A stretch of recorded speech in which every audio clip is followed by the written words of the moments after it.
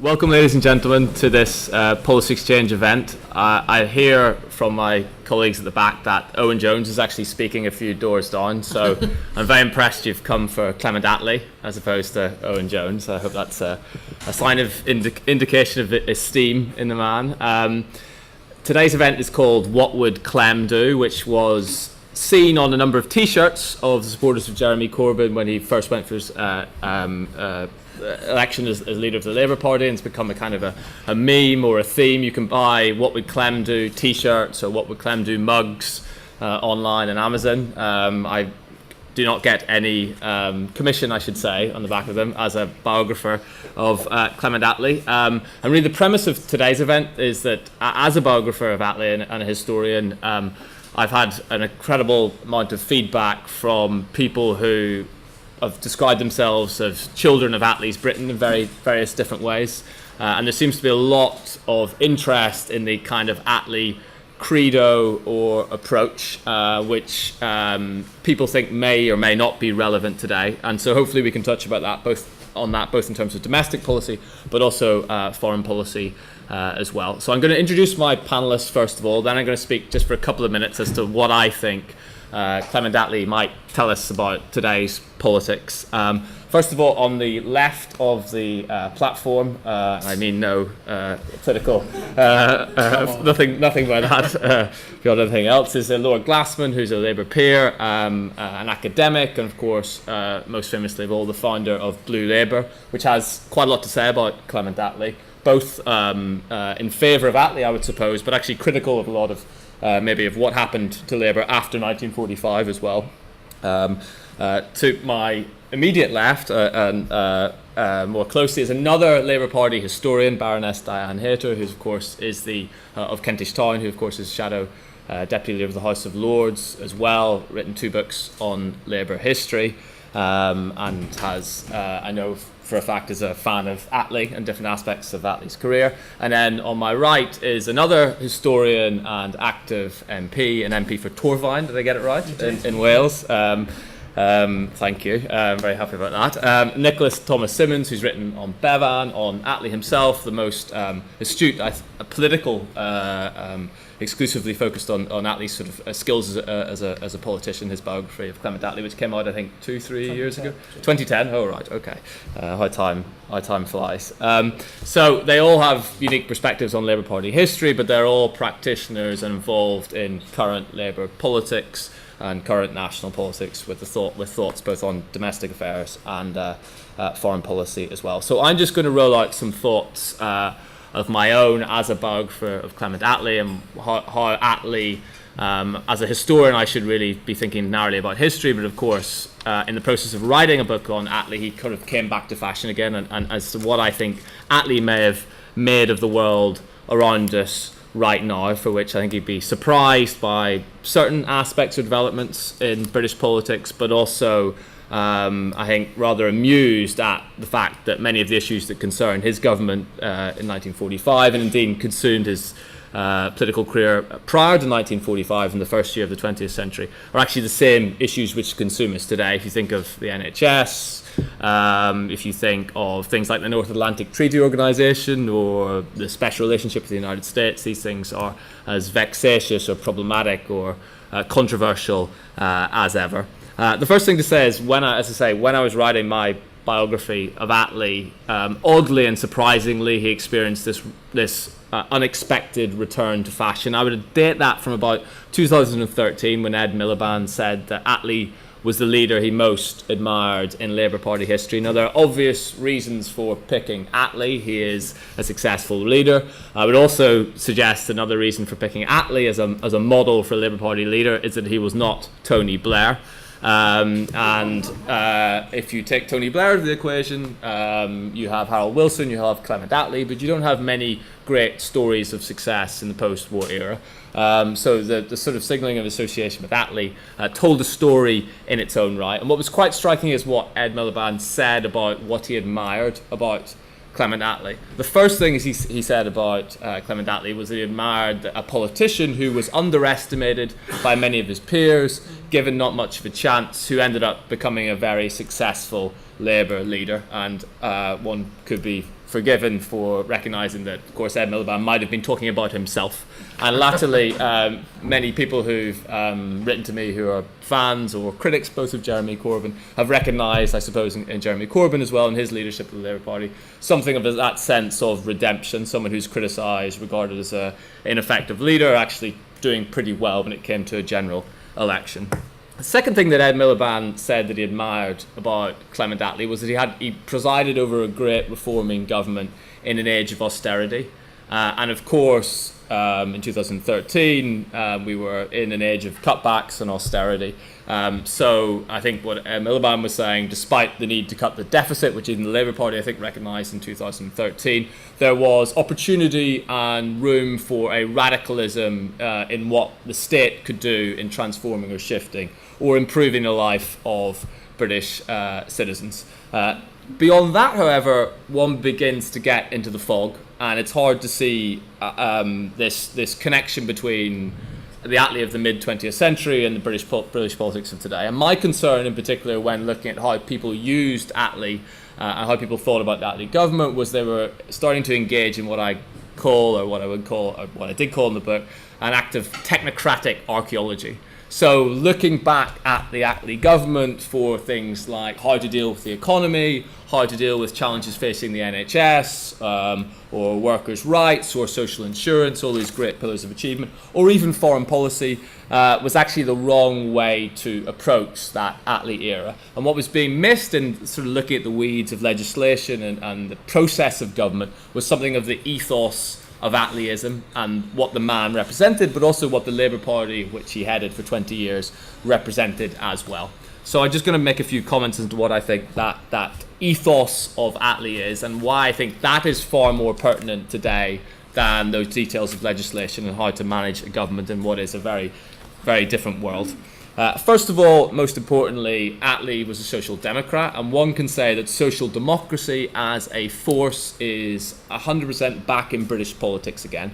It's still contested, it's still debated, but in that sense, Attlee would be amused, as I say, but also pleasantly surprised that social democracy is still such a force in British politics. He would see the things that float around social democracy that perhaps are different types of forces, like radicalism. Attlee was never a fan of faddishness or single issue approaches on certain issues, but he saw that social democracy as part of this broader whole. So as I say, first and foremost, Attlee was a social democrat. Social democracy is back. And then there are two pillars to Attlee's understanding of social democracy, which I think are equally pertinent today.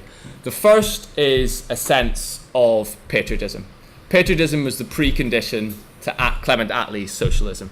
But patriotism was distinct from what he saw as jingoism, or an unthinking support, a love for one's country, for all its sins and all its mistakes. Attlee saw massive sins, for example, in the way Britain conducted itself abroad, and particularly with the Empire, but he did not repudiate his country or reject his country on the back of it. He wanted to improve its conduct, make good on its promises unkept when it came to, for example, to having self-governance and independence in British colonies eventually. So that patriotism was there internationally, but also domestically as well. Attlee saw patriotism really as a striving for a constitutional ideal, the need to reform one's own government, one's own society, as the truest form of patriotism and love of country. But it's not a rejection of all that has come before. It's a desire to pull out the best and strongest strands of what he saw in his country before that.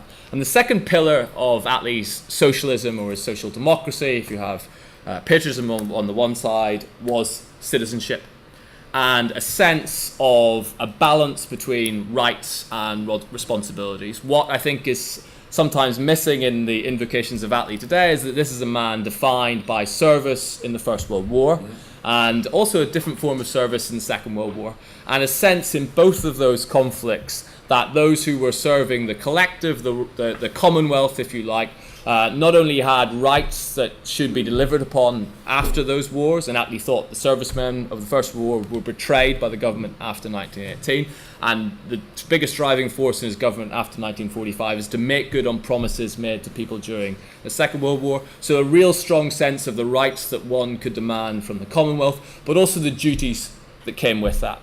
And I suspect that balance between rights and responsibilities, between what one expects from the state, but also what one is willing to give back, is actually the kind of missing code in British politics today. I think it's as pertinent as ever, that the balance between those two things as well.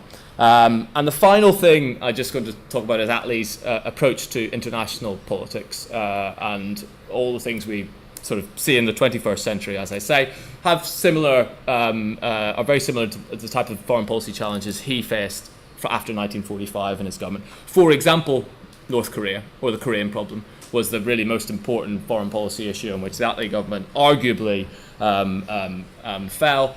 Tensions in the special relationship, or the close relationship with the United States, a number of extremely bitter clashes over issues such as Palestine or Lend-Lease, or that whole relationship, and that lasted for many years thereafter, is another issue. And of course, NATO and Britain's relationship to the United Nations, international institutions, and also its relationship to the European continent more broadly. And just to make one point on that I think is sometimes missed as well, Attlee was not a narrow nationalist. He was an internationalist, but he made a distinction between internationalism and supranationalism.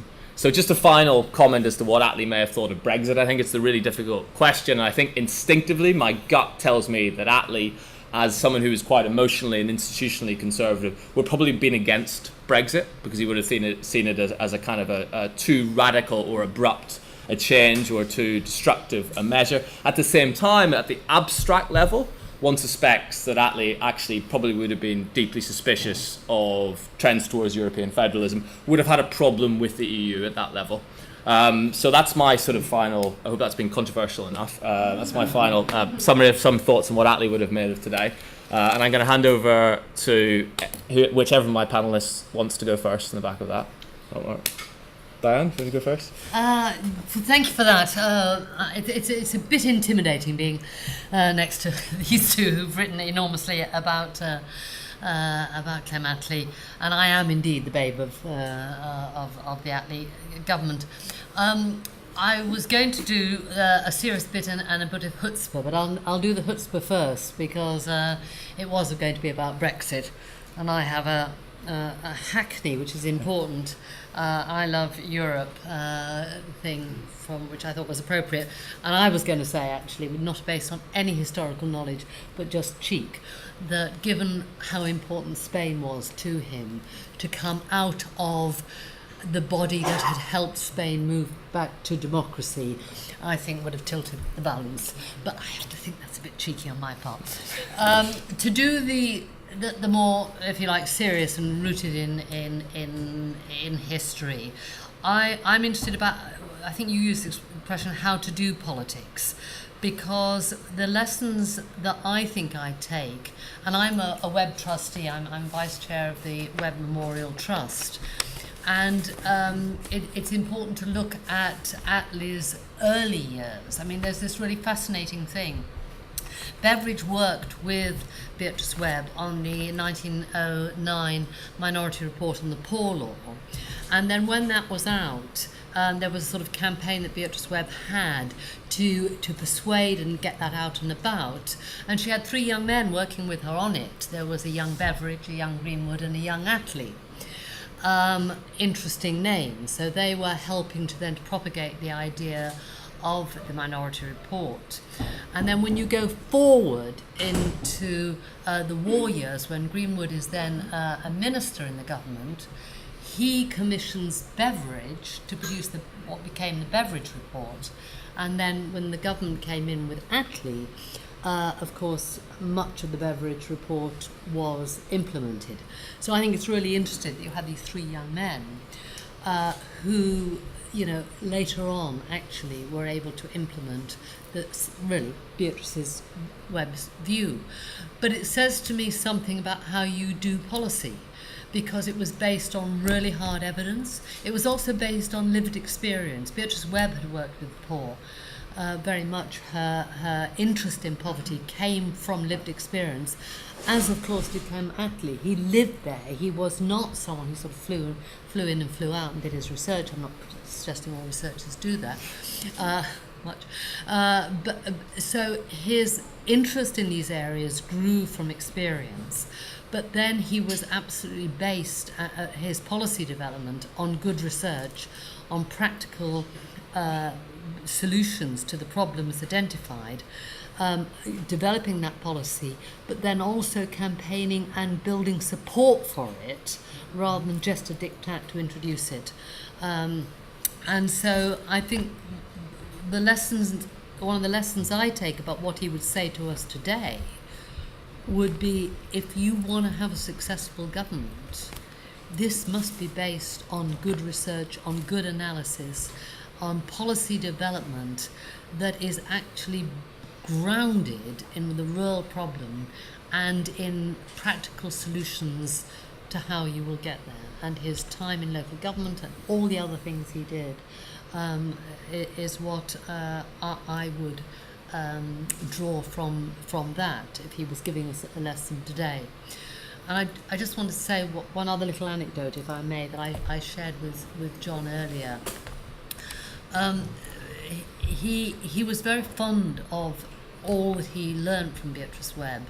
And while he was Prime Minister, there was a stained glass window which had been commissioned by George Bernard Shaw, and it was put into Beatrice Webb House. After they died, the Webb's money went into a centre, interesting enough for political education, of course, called Beatrice Webb House. And while he was Prime Minister in 1947, he unveiled this stained glass window, which has H.G. Wells and Shaw and Sidney Webb in it. And as Prime Minister, he unveiled this stained glass window. It then got lost and stolen, and all sorts of things happened. We refound it, and we put it into LSE. And while Tony Blair was Prime Minister, we got him to unveil this the window again, so that the original, one had been unveiled by one Prime Minister, and we had Tony Blair doing the other. Anyway, we were in the same room having a conference there on the 12th of September this year, and we were looking at this, and one of my colleagues had just discovered, and it really sent shivers down my back as he said it while we were there, that the day that Clem Attlee had unveiled it in Beatrice Webb House was the 12th of September 1947. And so there were we, 70 years to the day, standing in front of that and paying homage to it. You'll have gathered from this that I am rather a fan of what he left us. But I think in addition to the ideas, it's how he got there and the teams he worked with and the policy development is, I think, the lesson we should draw. Okay, thank you. Nick? Well, thank you, John, and to Diane for that. I think I was always inspired by Clement Attlee and the government he led, because they really did produce, over that near 6-year period, constructive achievement that transformed and improved the lives of people in Britain. And for someone like myself who's gone into politics in the last couple of years, there can be little that is more inspirational than that. And I'll talk a bit more about Attlee in a moment. But it is, and we mustn't lose sight of the scale of that achievement. That's what, I came in politics to do, to make a difference, make a change. And looking at this government and what Attlee did is so inspirational in that respect. The great thing, too, about Attlee is that when we think of the marauding political leader, the great orators, he just doesn't fit into any of those categories. He was a remarkably modest, quiet man. I think John was mentioning, about, as a technocrat, the management of the committee structure, whether it's in World War II or of the cabinet itself when he was Prime Minister. And he very rarely wasted words. And there's that lovely phrase about democracy is about government by discussion, but it only works if you can stop people talking. And that beautiful line to Winston Churchill that a monologue is not a decision. And he saw the role of the Prime Minister, though there were exceptions to this, where he did take a very particular interest in policy, India being a classic example of it, as the role of the Prime Minister was not so much to take a decision, but to ensure that a decision is reached. as John has mentioned, I really focused in my book on Attlee, which was published some 7 years ago now, about that leadership style, about how that style came to achieve so much, because he was able to bring the best out of so many other great political talents within that government. Now, of course, they didn't always get on. And there's that lovely tea room story about Aneurin Bevan, where it was said to Ernest Bevan that Aneurin Bevan was his own worst enemy, and Ernie Bevan said, "Not while I'm alive, he ain't." But Attlee was able, certainly until the crisis in 1951, that of course arose from the defence budget that was required as a consequence of the Korean War, and then the charges on teeth and spectacles in the NHS that came from that, to hold that government together to achieve so much. And always, I think, with governments, if you want to really look at their achievement, have a look what the governments after them did. And the great thing about Attlee's government was that the Conservative government of the 1950s had to accept so much of the framework that the Attlee government had created. True, they did reverse some of the nationalisations, they reversed iron and steel, they reversed road haulage, but by and large they had to accept it. And, you know, R.A. Butler, the Conservative cabinet minister, said about this, he said, well, if the British people want this, i.e. the Attlee model of National Health Service, nationalisation and so on, the people can have it, but it'll be under our auspices. In other words, the Conservatives had to accept those central achievements of the Attlee government in order to get back into power.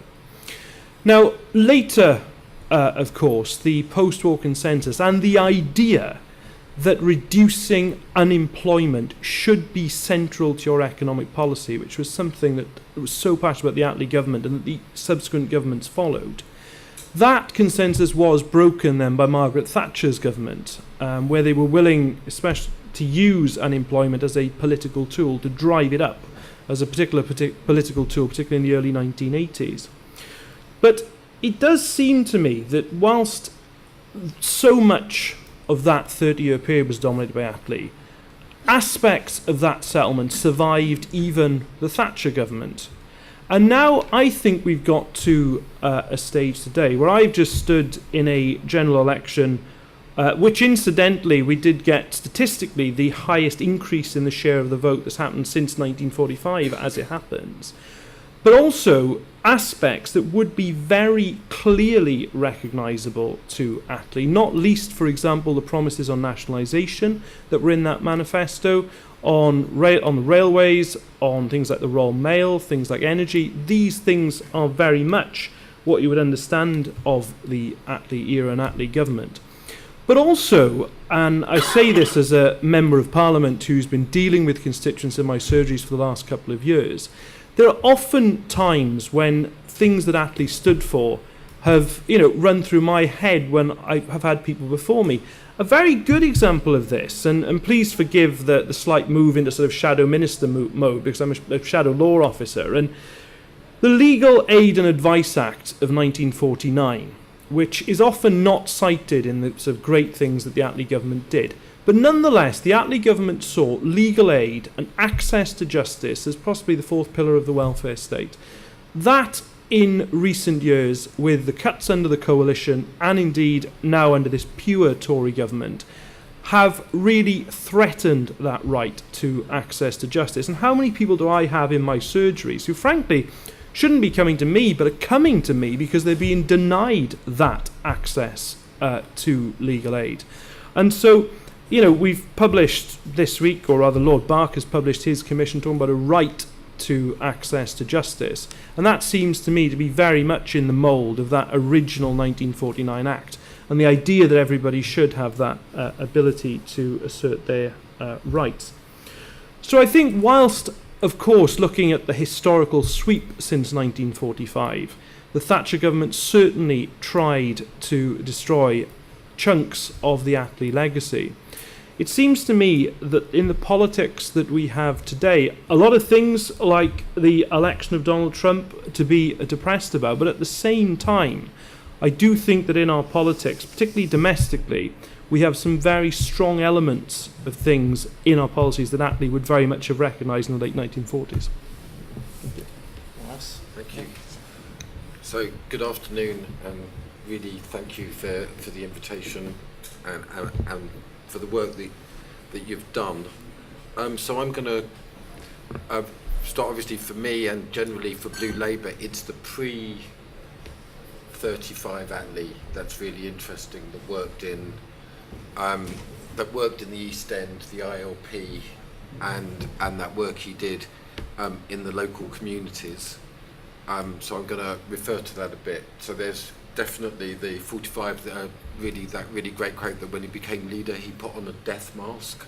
You know, that no one could tell where he was quite a bit more expansive before that. And there's real family connections with Attlee, because my dad was born and raised in Limehouse, so Attlee was his MP, and he used to tell me that when they used to go to in the general elections to the hustings, that his mum they used to get dressed up, you know, in their Sunday best, because Attlee was such a respectable person to make a good impression.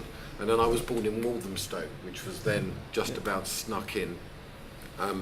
So those were the two Attlee seats. So he's a very interesting ethical figure. I really appreciated your introduction. On the one hand, there was the patriotism, and on the other hand, there was the genuine dislike of the injustices that were there, and his own class rebellion. I mean, I see a lot of stickers here. I've never kissed a Tory. Well, Attlee certainly married one, and it's a weird thing in the Lords. There's Clement Attlee's grandson who looks just like him, and he sits right opposite us all the time, you know. And he's sitting there, and I went up to him and I said, "Why are you in the Conservative Party?" It was a naive question. He said, "Oh, our family's always been Conservative." So I'm just saying that there was, and there's an element which you mentioned in your book of where he felt the ostracism of his class and his family because of his socialism, and that's interesting. But that's also related to Aneurin Bevan, is the interesting one, when he said that he always thought that Bevan would be leader until he said that thing about, Bevan said that thing about Tories being lower than vermin. And he said, well, you could disagree with Conservatives, and I certainly do. He said, but you can't doubt their patriotism. And that came out of the war. And in fact, which you outline in the book, in the end, his real companion was Churchill. They used to sit together. I mean, he had a real, that was an interesting side to him. I think there's a lot more to say. There's that brilliant thing he said about Christianity: love the teaching, hate the mumbo jumbo. It's a very Attlee comment, but it's also that ethical relationship with traditions that aren't secular materialist. And there's the interesting thing he said about the Fabians, because he was ILP. He was quite different to the Fabians. So he said about Fabians something that's always stayed with me. He said they really liked the people, but I don't think they liked people very much. And that was an orientation that came. I mean, that's very well developed in your book. His dislike of pure procedural things. I'm not doubting his intensity. He's also, if we're talking about that, Beveridge and Keynes were both liberals that formed the foundation of 45, and he was completely engaged with that as well. So what is raised that now, just to say, and John, it's not in your book, but I've read it in other sources. I don't doubt that Attlee would have been absolutely Brexit, and the reason for that is based on there were forces in that 45 government and around that were they just founded the iron and coal community. And they were coming, and they said to him, you know, they've set up this, you know, economic community, iron and coal cooperation. We have to have a view on it. And this is in the cabinet minutes, and Attlee says, who's in it? And they said, you know, Germany, France, Italy, Holland, Belgium, Luxembourg. And his reply was, Lick 2, liberated 4. You know, that experience of the war and that relationship with those. And it was always the case that the whole thing was based on democratic self-government and sovereignty. This was the entire reason that he argued that we could do all this nationalisation. You know, we expropriated the private hospitals in one sentence of a piece of legislation. There was no compensation or constitutional constraint on that. So the incredible commitment to Parliament and parliamentary sovereignty, I think, was very strong. And then obviously in terms of foreign policy, there's which he had to conceal quite a bit from the Labour Party, the independent nuclear deterrent and the close relationship with NATO. And that sits next to this very strong commitment to decolonisation, the very strong commitment to Spain. It's worth noting for those of you who are boring like me, I really looked up the Labour, the equivalent of the Labour blogosphere, and the abuse that Attlee received for going into the War Cabinet, for going into an alliance with the Conservatives in the War Cabinet, was incredibly strong, that this was class betrayal. His refusal to join the Popular Front was another extremely interesting part of that story. So very much framed within a national patriotic form of Labour, that Labour was the interest, and literally Labour, working class representation, was extremely important to him. So I would say certainly in terms of the big issues that confront us here at the moment, there is no indication that I can see from anything that Attlee said on the contrary that he was interested in any way in the European project. He certainly was interested in the Commonwealth. That was and he also thought, and you've looked at this, John, that there were two distinct traditions. There was Parliament and common law, that was our stuff, and then there was something that he called Napoleonic directives, and this was the continental stuff. And those two didn't mix. And so he wanted definitely friendly, fraternal, open, definitely support for socialist parties in Europe, but it was never in the framework of a unitary. And the idea with the Lisbon Treaty that there would be constraints on Parliament, on what Parliament could do, was I'd say completely opposed to the Attlee ethos. Certainly in relation, as you mentioned, to the Constitution, this was a deeply conservative aspect of Attlee, that was a tradition that was established. The thing had to be sorted out democratically in a general election. There was a fight, somebody won, somebody lost, and you accepted the outcome of that. Then when we move to welfare, it's really important to note Attlee's caveats about the welfare state is that what you mentioned, John, was absolutely central to him, was contribution and duty.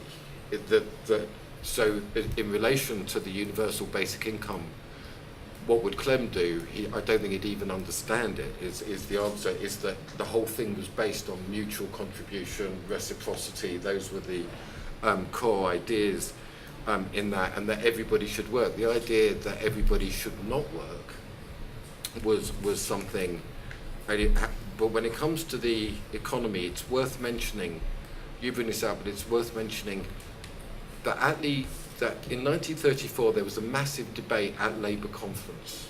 In those days, have you seen the voting tallies? It was like 8 million on one side and 7.5 million on the other, all essentially, virtually all of that dealt, well, one of them was Ernest Bevan, obviously. Yeah, quite a few million in his pocket. By 3 men would have like 4 million votes each, and then the constituency parties would rock up. 13, 18. But there was a massive argument in 34. This was when the ILP and the Fabians were really, was it going to be a centralised, essentially war economy? Was it going to be a planned economy? Or was it going to be a more decentralised economy with trade union and worker participation in that? So there were very well worked out schemes, for example, in relation to water and in relation to the mines, and in relation to the railways. It was very interesting that the NUR was quite syndicalist in this way, that the socialised industries, as they were imagined, were going to be run by workers. They weren't going to be run by managers, and the defeat was unbelievably narrow. It was like 8 million to 7.75 million in the balance. Now, Attlee was on the side of the decentralised participation model and argued very forcibly for that, as interestingly was Bevan. And I've often thought that that was the origin of the future fallouts with Morrison. Morrison was the big force in favour of the state nationalisation model. And you can see parallels now in Labour.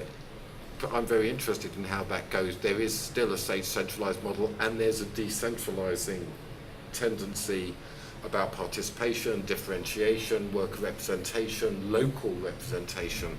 And it's certainly the case that Attlee was located very interestingly, and we can all learn from this. Once the vote came in, he didn't revisit the issue. That was the result. That was the party verdict, and he went with it. But during that period in the 30s, he was extremely keen on that. And certainly one area where I think that he would have been very encouraged by this party conference is that the City of London drove Attlee crazy. This idea that there's this block of money that is answerable to no one in the country. He really writes well on that in his book in what's called The Meaning of Socialism, something like that. It's the will and the way to socialism. Yeah, it is that the City of London is answerable to no one and only serves the wealthy. And once again, once they got in, they kind of... It was interesting. Attlee, it drove them mad. Did you ever see Private Function? That film Private Function about anyway, it's a group of local businessmen who are banned from having their annual banquet because of rationing. Well, Attlee banned the City of London from having its annual banquet for the full 6 years of being Prime Minister on the basis that it would offend people and their rationing. And the joy with which they greeted the Conservative government in '51 when they could stuff their faces again is but I've always seen that as an act of personal spite, that obviously they could have had their function, but because he couldn't reform the city. And it's worth mentioning in terms of the decolonisation story that we talk about, is that he still pursued a policy, for example, in Iran, where they toppled the democratically elected leader and the equivalent, the original BP. I mean, we got, as a country, 95% of the oil wealth of Iran. You can almost do the maths to say that that did fund the National Health Service in those original years. So that decolonisation story is a complex story, and Attlee, let's say, in the end, went with that, although one has to acknowledge the decolonisation as one of his great achievements. So as someone who's always inspired by Attlee and the ethos, those are the thoughts I wanted to share with you. Thank you, Morris. I want to open it up for discussion. I just have a couple of sort of comments by way of linking it all together. First of all, in terms of these historical accidents, you talk about full employment being the precondition to a lot of that welfare reforms in the post-1945 government. Full employment, of course, partly an accident of the war and the necessity of full mobilisation, also made nationalisation easier, the fact that the state was effectively running major industries as well. So there are circumstances bequeathed by the war that are important. In terms of the historical accidents, on the debate on the Schuman Plan, which is a kind of forerunner to what becomes the EEC, what's just as a kind of an odd story, it's during that debate that the letter comes through, it's passed from the back benches by the clerks to the front benches. We're at least told that Truman has threatened to use, or has opened up the possibility of using an atomic bomb in Korea as well. Mm-hmm. So Korea and Britain's relationship with the European Union seem to be symbiotic throughout those eras. I just want to say, to something that Diane said, I think this is also relates to what Nick said as well. The achievement of Attlee is that there's a lot of these things that are brought in or ushered in 1945 are never to him seen as sectional achievements or party triumph achievements, and that goes to the heart of this concern about what Bevan said of Tories being lower than vermin. He thought that they were solid, transformable achievement, partly because they're not only based on the Labour Party's own historical mission, but it's based on a broader sense of a new national deal, a new deal, if you like, between state, citizen, and the public. And it was all the better for having a large consensus around it. And these weren't, as I say, sectional achievements or narrow party achievements. And then just a final word on Attlee and ethics. Some great things I find, for example, Attlee is in the early years of being an MP, 1922, 1923, asking serious questions of the City of London, asking questions of former civil servants who used to go and work for the city or corporations, and saying essentially you shouldn't be allowed to do that, but when you're dealing and trading in government contracts. So that ethical core and desire to maintain that high ethical standard in politics was there throughout. The question is how sustainable. I mean, how British politicians talk about ethics is actually something that we haven't still necessarily got quite right yet, and it comes in sort of fits and starts. Because by the end of the Attlee government, when Attlee talked about the need to maintain an ethic of public life that kept alongside economic changes, a lot of those on the left of the party actually rolled their eyes at him and thought he was stalling on key issues of nationalisation as well. Isaiah Berlin and other critics on the kind of right or the libertarian right would say that Attlee would complain about Attlee's minor public school boy morality, always maintaining austerity so did rations. Bevan had a real go at him. Exactly, on precisely that as well. So people got tired of the ethics, actually, after a while, and so that ethical core is there. Just to share my favourite, nobody talks about him anymore. At the time he was a big deal. It was Lasky, Professor Lasky at LSE, and he was like chair of Labour, something like that, and he wrote an article criticising Attlee and the government, and Attlee called him in and he said, "Why did you do this?" And he said, "Because it's my conscience demanded that I do this." And Attlee said, "And I thought a conscience was a still, silent voice." There you go. There's another great Lasky story actually, where Lasky was the chair of the party around the time of the 1945 general election. And he'd sent one letter to Attlee just before it saying, "Could you please stand down for the good of the party," which Attlee ignored. He then sent another one saying the same thing, and "You're damaging the party by staying in office." And Attlee wrote back, "Dearest Harold, a period of silence from you would be most welcome." Greatly appreciate it. There's a question in the back there. Yeah. I've worked for the NHS for 40 years, and thank you. And I'd like to put this question to you, Mr. Symonds. Is there any time when you think Labour would join forces with progressives to stop the dismantling of the NHS by the Tories? Because I am absolutely shattered by what is happening to something that I've spent my entire life in. And I'm just wondering, would you ever consider working in that way? Well, what do you mean by join forces? Working with other progressive movements and people so that you get into power and get power and stop what's happening to this wonderful NHS. Well, I have a slightly different perspective as a Welsh MP, obviously, because Labour is in control of the NHS in Wales. And it's ironic, really, in some ways, because Aneurin Bevan, my other biographical subject, was never very keen on Welsh devolution. But it's ironic that it's devolution in this period that's actually saved the NHS in Wales from so much that has happened in England. We've been spared things like the clinical commissioning groups and a lot of the other things that have fragmented the National Health Service across England.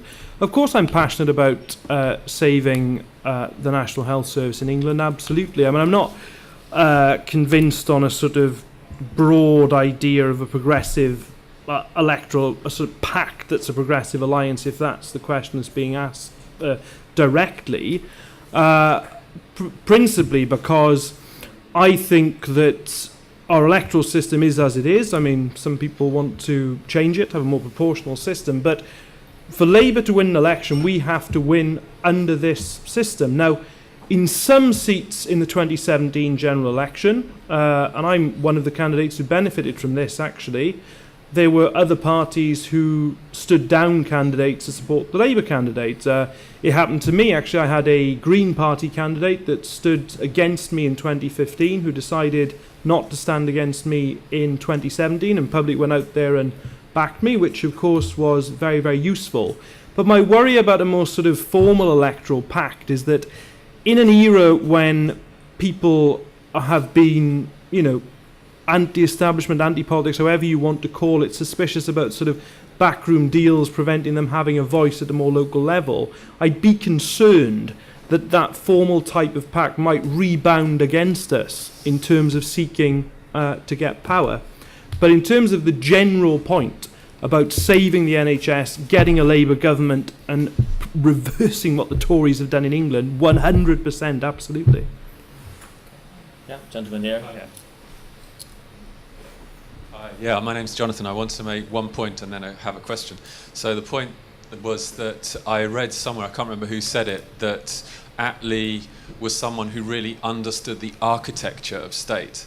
And to compare and contrast that with the last Labour government and this current government, I just, as someone who I've worked in local government for 15 years, plus I work very closely with NHS, plus I work very closely with schools, and the governance changes to the free schools and everything else, and we're starting to see the impact of Conservatives not understanding, or Labour, what it means to have schools that are independent entities. You see that with special educational needs. The Attlee understood how the whole system fitted together in a way that isn't really there now. That's my first point.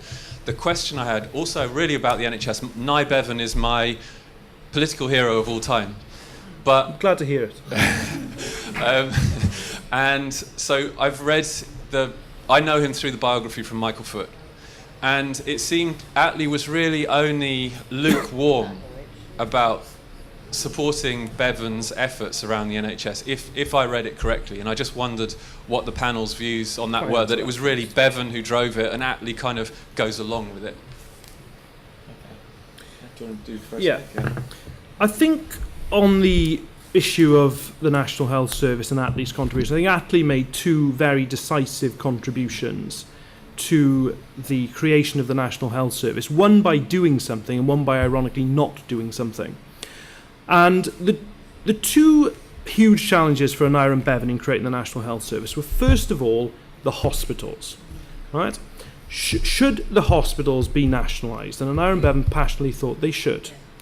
Against him in the cabinet was Herbert Morrison, who had been the leader of the London County Council in the 1930s. And actually, the health service, the regional one that had been run by the London County Council, was actually a pretty effective one. I think there's a statistic, they were treating about 90,000 patients a year, and various other statistics that are quite positive about how they were doing that. So Morrison wanted a role for local councils. Now, it was Attlee's siding with Bevan in that debate, which occurred in the cabinet in late 1945, that was absolutely crucial to Bevan getting his own way. It was Attlee's backing that was really crucial. And I think Attlee was persuaded by Bevan's argument that if you want to have of course, free at the point of delivery, but if you want universalism, a universal system, then having the government own all the hospitals was the way to do it. So I think that was the first decisive contribution Attlee made. The second contribution was in regard to the second battle Bevan faced, which was for the doctors to cooperate with the introduction of the National Health Service. And there's a period between certainly December 1947 and onwards into 1948 when Bevan had to persuade enough doctors to be a part of the National Health Service for it to work. And Attlee's decision here was not to intervene. Because what Bevan wanted Attlee to come out and make a strong statement that if the doctors did not cooperate, they were essentially undermining Parliament, they were undermining the will of the people, and they had to be told this in quite a strong way. Now, I'm not saying that that wasn't considered, but in the end, Attlee decided that saying that would be counterproductive, and it's a very good example of his hands-off approach as well to managing the cabinet. He liked the cabinet to get on with it. He did refuse to intervene, but that refusal to intervene meant that, okay, on the one hand, Bevan can't go to Attlee for Attlee to come out and say something strong to the doctors, but equally, the doctors could not go above Bevan's head to Attlee. So what it did is it locked Bevan and the doctors into this, essentially, I use the word game very guardedly because this is a very serious issue, but this strategic game, this strategic problem over a few months that obviously Bevan did end up essentially getting his National Health Service with the principles intact. So I think Attlee was a great believer in the National Health Service, and I think he made those two decisive contributions, one by doing something positive, and one, ironically, by doing nothing. Yeah, I think it's really interesting. So I also got to know Bevan through the Foot biography, and what I would say over the last 30 years, that's been tempered. There's an element in there. So Attlee, one of the reasons Attlee was so obscure until resurrected, John, by you more than anybody else, was that he wasn't owned by any wing of the party. When he became leader, he was, I mean, it's an extraordinary, he didn't speak, he had no friends, no one could, the only friend he had in the cabinet was Bevan. Bevan was completely, and that Attlee was said, well, he's basically the head of the T&G.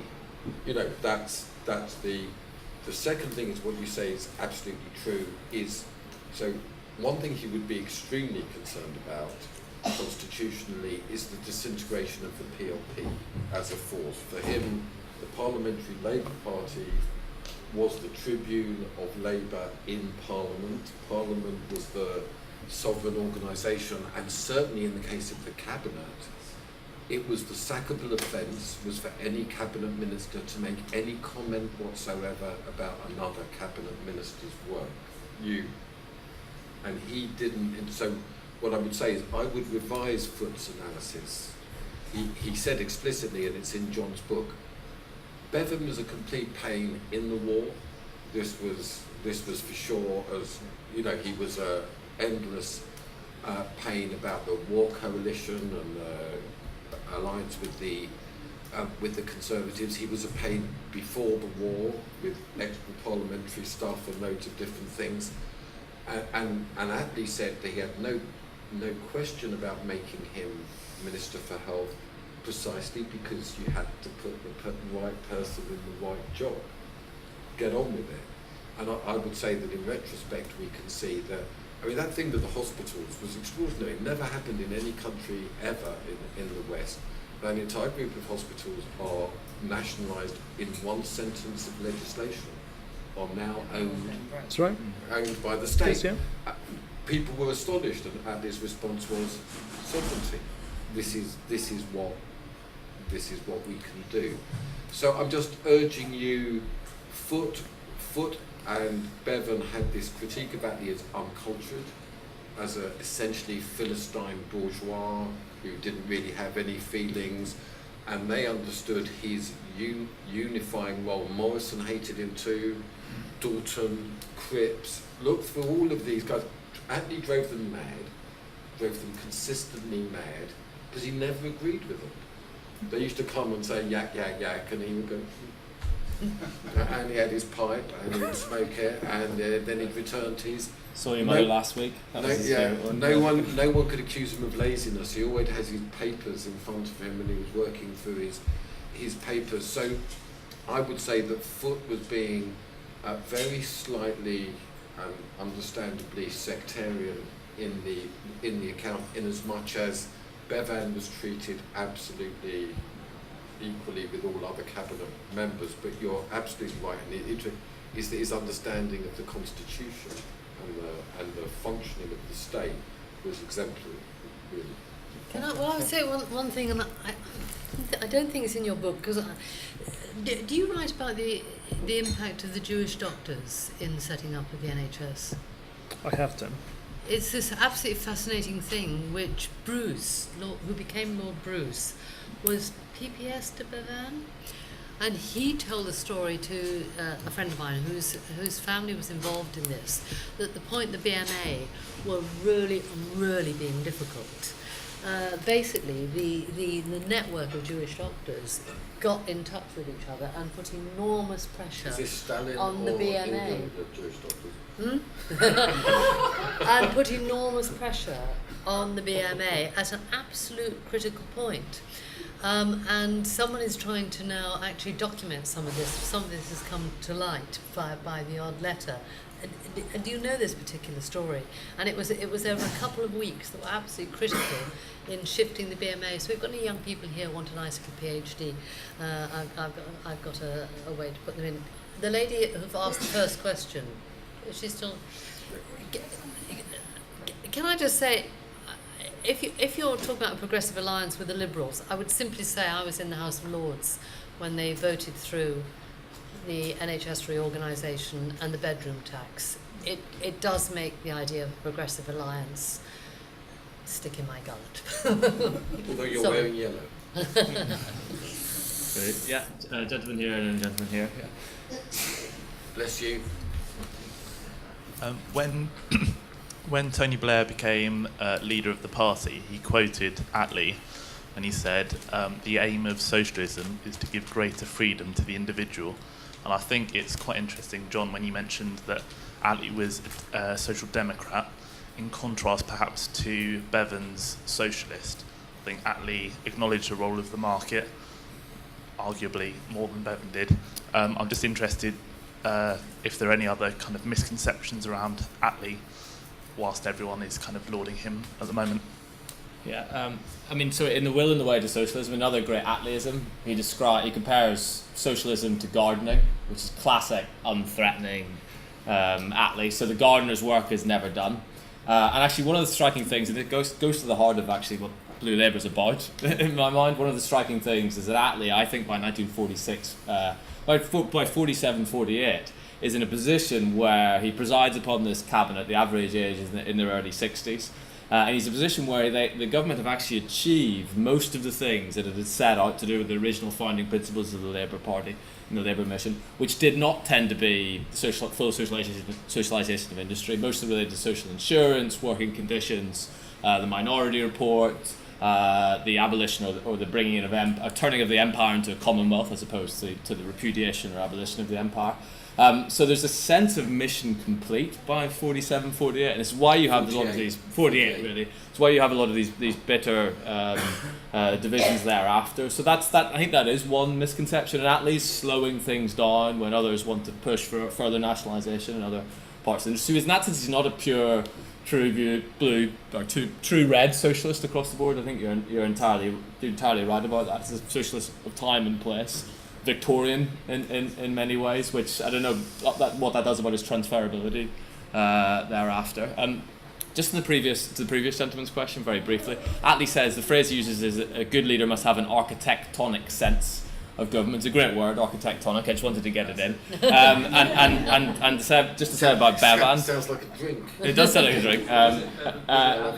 Attlee himself says it, and just to say about Bevan, and Morris referred to, Bevan's like a bumblebee Bevan is like a bumblebee in a jar during the war. He is so far all over the place, backing the Soviet invasion of Finland, essentially Stalin's invasion of Finland, trying to bring down the wartime coalition at every single point, doing things that Attlee perceives as damaging Labour's brand. All that happens, and he still promotes him to this serious position in government, and then backs him at these two key moments. But you're right that in the creative force behind the NHS is Bevan.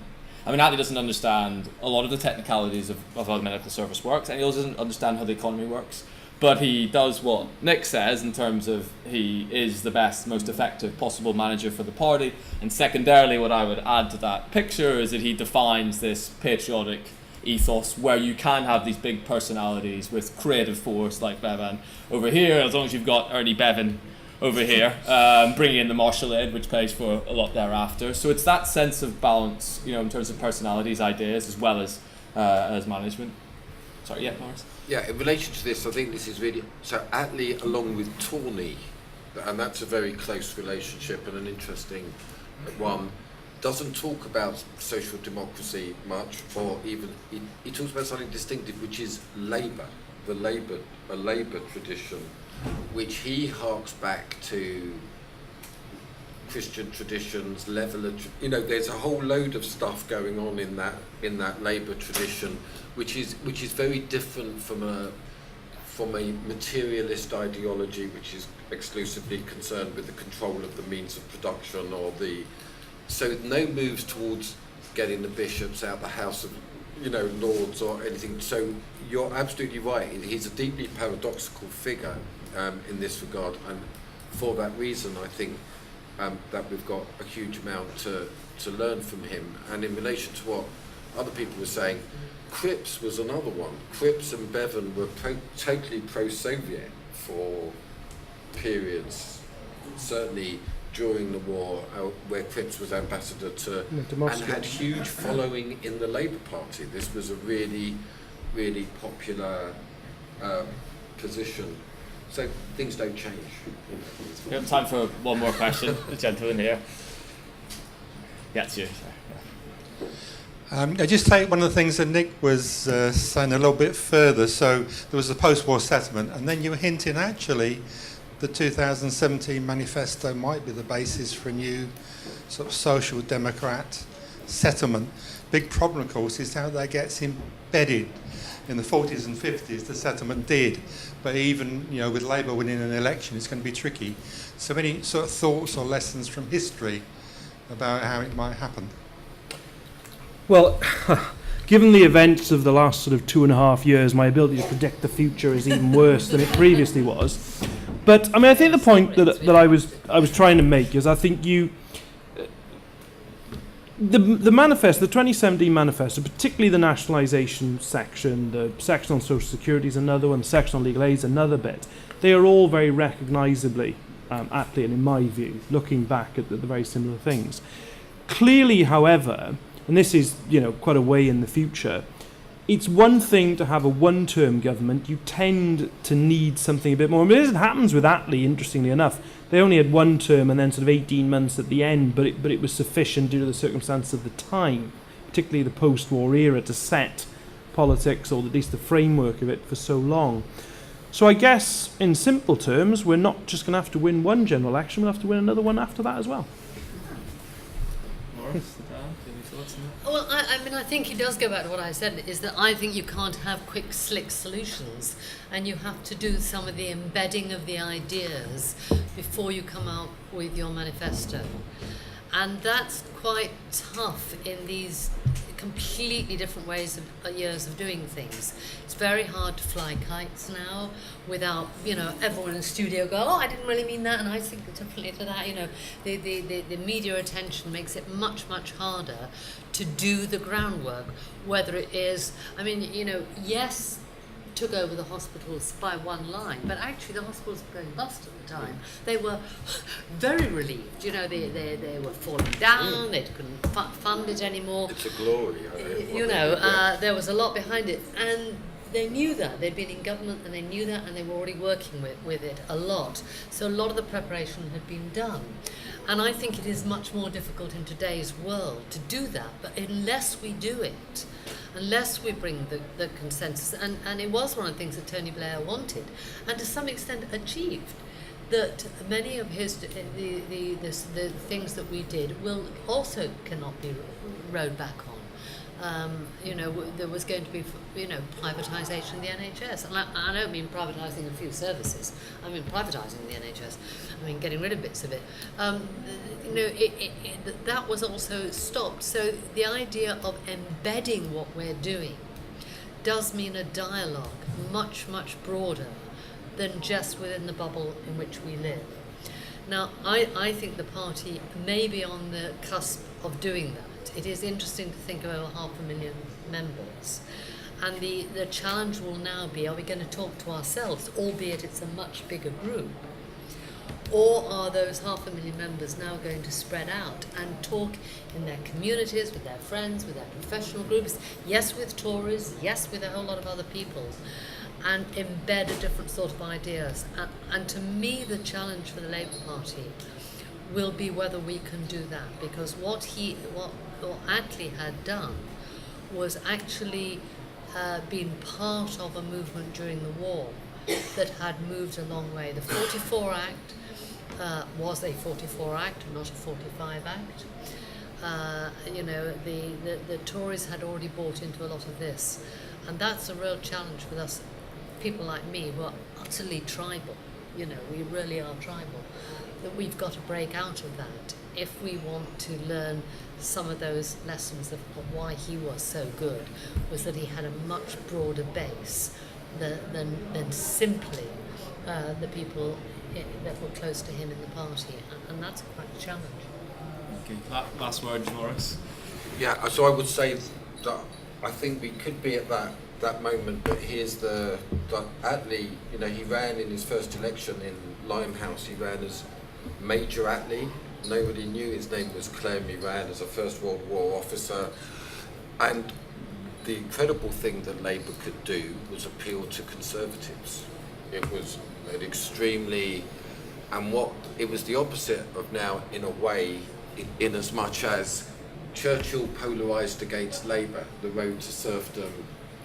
Attlee never had anything to say about Churchill other than patriot, leader, but not good in peacetime, I fear. You know, very constrained. So essentially, the task that what Labour did through the war, through the common Butskellism, through Keynes and Beveridge, was it fashioned a national consensus that many people across the country could buy into. And all I'm saying to everybody here is that's the job before us, not another thing.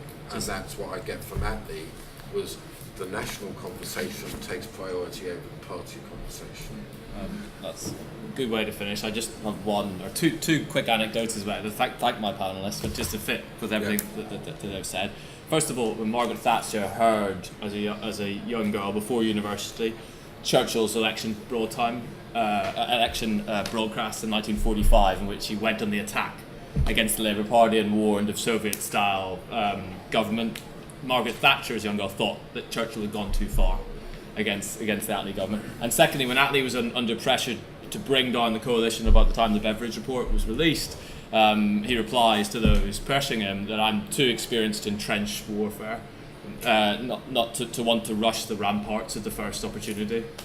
So he waited for that consensus to be ushered in. Well, thank you, ladies and gentlemen, and thank you so much for my panel.